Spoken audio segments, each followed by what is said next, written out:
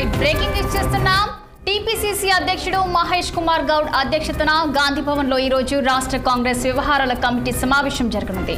ఈ సమావేశానికి పార్టీ రాష్ట్ర వ్యవహారాల ఇన్ఛార్జ్ మీనాక్షి నటరాజన్, అలాగే CM Revanth Reddy, deputy CM బట్టి విక్రమార్కలతో పాటు కమిటీ సభ్యులు పాల్గొననున్నారు. ముఖ్యంగా స్థానిక సంస్థల ఎన్నికల సన్నద్ధతే ఎజెండాగా ఈ సమావేశం జరగనుంది. కాంగ్రెస్ ప్రభుత్వం ఏర్పడిన సంవత్సర కాలంలో చేపట్టిన అభివృద్ధి సంక్షేమ కార్యక్రమాలను ప్రజల్లోకి విస్తృతంగా తీసుకెళ్లే అంశంపై ప్రధానంగా చర్చించనున్నారు. కులగణన, ఎస్సీ వర్గీకరణ వంటి అంశాలపై కూడా చర్చకు వచ్చే అవకాశం కూడా ఉంది. స్థానిక సంస్థల ఎన్నికల్లో బీసీలకు 42% రిజర్వేషన్లు ఇవ్వడానికి సాంకేతిక సమస్యలు తలెత్తే పార్టీ పరంగా టికెట్లు ఇచ్చే అంశాలపై చర్చించనున్నారు. ఇక అదేవిధంగా కొత్తగా నియమితులైన పార్టీ ఉపాధ్యక్షులు, ప్రధాన కార్యదర్శులకు నియామక పత్రాలను అందజేయనున్నారు.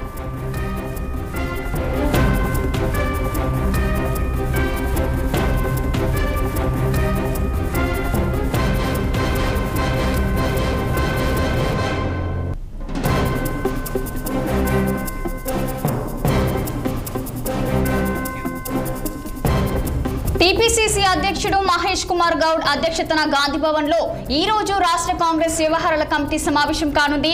ఇక ఇదే అంశంపై మరింత సమాచారం మా political bureau chief Ram Zoom live లో అందించేందుకు సిద్ధంగా ఉన్నారు. చెప్పండి రామ్, మరి ఈ సమావేశంలో ఏ అంశాలు చర్చించనున్నారు? గుడ్ మార్నింగ్ రచన. మరకాసేపట్లో తెలంగాణ రాష్ట్ర కాంగ్రెస్ పార్టీ కార్యాలయం గాంధీ భవన్ లో కాంగ్రెస్ పార్టీ వరుస సమావేశాలు కూడా జరుగుతూ ఉన్నాయి. రాజకీయ వ్యవహారాల కమిటీ సమావేశం చాలా ప్రధానమైన ఎజెండాతో ఈ సమావేశం జరగనుంది. ఈ సమావేశానికి పిసిసి చీఫ్ మహేష్ కుమార్ గౌడ్ అధ్యక్షతన జరిగే ఈ సమావేశంలో పార్టీ రాష్ట్ర వ్యవహారాల ఇన్ఛార్జ్ మీనాక్షి నటరాజన్ తో పాటు ముఖ్యమంత్రి రేవంత్ రెడ్డి, ఉప ముఖ్యమంత్రి బట్టి విక్రమార్కతో పాటు కమిటీలో ఉన్న పలువురు మంత్రులు కూడా, తర్వాత కమిటీ సభ్యులు కూడా హాజరవుతారు. అయితే మొత్తంగా కూడా కాంగ్రెస్ పార్టీ ప్రభుత్వం రాష్ట్రంలో ఏర్పడి సంవత్సరాల కాలం పూర్తవుతున్న సందర్భంగా ఇటీవల నూతనంగా రాజకీయ పార్టీ పరంగా పార్టీ వ్యవహారాల రాజకీయ వ్యవహారాల కమిటీతో పాటు ఉపాధ్యక్షులు, ప్రధాన కార్యదర్శులు వంటి పోస్టులను కూడా పార్టీ ఏఐసిసి నియమించిన నేపథ్యంలో మొదటిసారిగా రాజకీయ వ్యవహారాల కమిటీ సమావేశం జరుగుతా ఉంది. ఇందులో చాలా మంది సీనియర్ నేతలు కూడా ఈ సమావేశంలో ఉన్నారు. అయితే ముఖ్యంగా ఈ సమావేశంలో గత ఏడాదిన్నర కాలంలో పార్టీ ప్రభుత్వం చేపట్టిన అభివృద్ధి సంక్షేమ పథకాలు ప్రజల్లోకి ఏ విధంగా తీసుకెళ్లాలి, రేపు వచ్చే స్థానిక సంస్థల ఎన్నికల్లో ఈ పథకాలను తీసుకెళ్లి తద్వారా స్థానిక సంస్థల ఎన్నికల్లో పార్టీ పరంగా ఏ విధమైన విజయాలు సాధించేందుకు కృషి చేయాలి దానిపైన ఎక్కువసేపు చర్చ జరిగే అవకాశం ఉంది. సరిగా 11-11:30 గంటల సమయంలో ముఖ్యమంత్రి రేవంత్ రెడ్డి గాంధీ భవన్ చేరుకుంటారు. ఆ తర్వాత సమావేశం ప్రారంభమవుతుంది. అయితే వైపు ప్రధాన ప్రతిపక్ష పార్టీ అయిన బీఆర్ఎస్, అదో మరోవైపు ప్రతిపక్ష పార్టీ అయిన బీజేపీలు కాంగ్రెస్ ప్రభుత్వంపై లేనిపోని విమర్శలు చేస్తూ ప్రజల్లో అయోమయాన్ని సృష్టిస్తున్నాయి.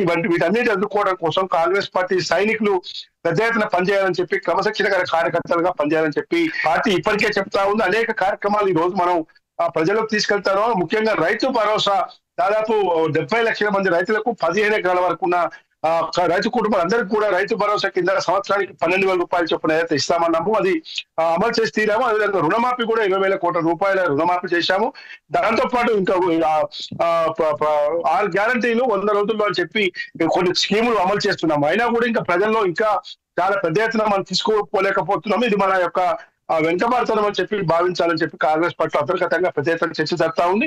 దాంతో పాటు ఇతర నామినేటెడ్ పోస్టుల పదవుల విషయంలో కానీ, ఇతర పార్టీ పరమైన పదవుల విషయంలో కొంతమందికి అన్యాయం జరిగిన అంశాలు కూడా ఈ రోజు చర్చకు వచ్చే అవకాశం ఉంది. ముఖ్యంగా స్థానిక సంస్థలే ఎన్నికల సన్నద్ధత ఎజెండాగా ఈ సమావేశం చాలా కీలకంగా జరుగుతుంది. ఇప్పటికే బీసీలకు 42% రిజర్వేషన్లు కల్పిస్తామని చెప్పి ఓవైపు కులగణన సర్వే పెద్ద ఎత్తున చేపట్టింది. దీనికోసం బీసీ డెడికేటెడ్ కమిషన్ వేయడం జరిగింది. తర్వాత బీసీ కమిషన్ ఏర్పాటు చేయడం జరిగింది. ఓవైపు ఎస్సీ వర్గీకరణ అంశం కూడా ఈ రోజు చేసి తీరుతామని చెప్పింది.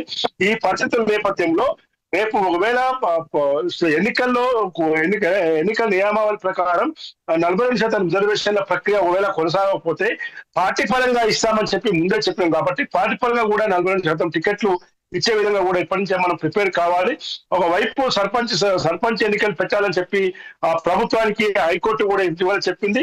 ఆ సర్పంచ్ ఎన్నికల ప్రక్రియతో పాటు ఎంపీటీసీ, జెడ్పీటీసీ ఈ ఎన్నికలే చాలా కీలకంగా కాంగ్రెస్ పార్టీ భావిస్తా ఉంది. ఎందుకంటే గడిచిన అసెంబ్లీ ఎన్నికల్లో కేవలం 64 అసెంబ్లీ స్థానాలతో కాంగ్రెస్ పార్టీ అధికారంలోకి వచ్చింది. ఎంపీ స్థానాల్లో కూడా కేవలం 8 స్థానాలు మాత్రమే గెలిచింది. తర్వాత జరిగిన ఎమ్మెల్సీ ఎన్నికల్లో అన్నింటిలో కూడా కాంగ్రెస్ పార్టీ ఓడిపోయింది. కాబట్టి ఈ స్థానిక సంస్థల ఎన్నికల్లో ప్రజల్లోకి ప్రభుత్వం చేపడుతున్న సంక్షేమ పథకాలు అభివృద్ధి కార్యక్రమాలను ప్రత్యేకతను తీసుకెళ్లాలంటే స్థానిక ప్రజాప్రతినిధులు చాలా కీలక పట్టు జడ్పీటీసీ ఎంపీటీసీ తర్వాత సర్పంచ్లు అనేక మంది అభ్యర్థులు పార్టీ పరంగా ఎక్కువ మంది గెలిస్తేనే మన చేస్తున్న అభివృద్ధి కార్యక్రమాలు ప్రజల్లోకి వెళ్తాయి. ఆ విధంగా సర్పంచ్లకు కానీ పార్టీ ఎంపీటీసీలకు కానీ జడ్పీటీసీలకు కానీ ఈ పదవుల వల్ల చాలా మంది నేతలకు పదవులు కూడా వస్తాయనే నేపథ్యంలోనే కాంగ్రెస్ పార్టీ సిద్ధమవుతుంది. ఈ నేపథ్యంలోనే ఇవాళ గాంధీ భవన్ లో ఈ రాజకీయ వ్యవహారాల కమిటీ సమావేశం పిసిసి చీఫ్ ఉత్తమ్ కుమార్ అధ్యక్షత జరుగుతా ఉంది. దానికి ముందు పార్టీ క్రమశిక్షణ కమిటీ వ్యవహారాల కమిటీ జరుగుతా ఉంది. ఈ రాజకీయ వ్యవహారాల కమిటీ అనంతరం ఏదైతే ఇటీవల ఏఐసిసి కొంతమంది ఉపాధ్యక్షుల్ని పార్టీ ప్రధాన కార్యదర్శి వాళ్ళందరికీ కూడా ఏఐసిసి రాష్ట్ర వ్యవహార incharge Meenakshi Natarajan, PCC chief Mahesh Kumar Goud ఆధ్వర్యంలో వీళ్ళందరూ కూడా నియామక పత్రాలు అందించే కార్యక్రమం కూడా జరుగుతా ఉంది. Okay, thank you for the updates Ram.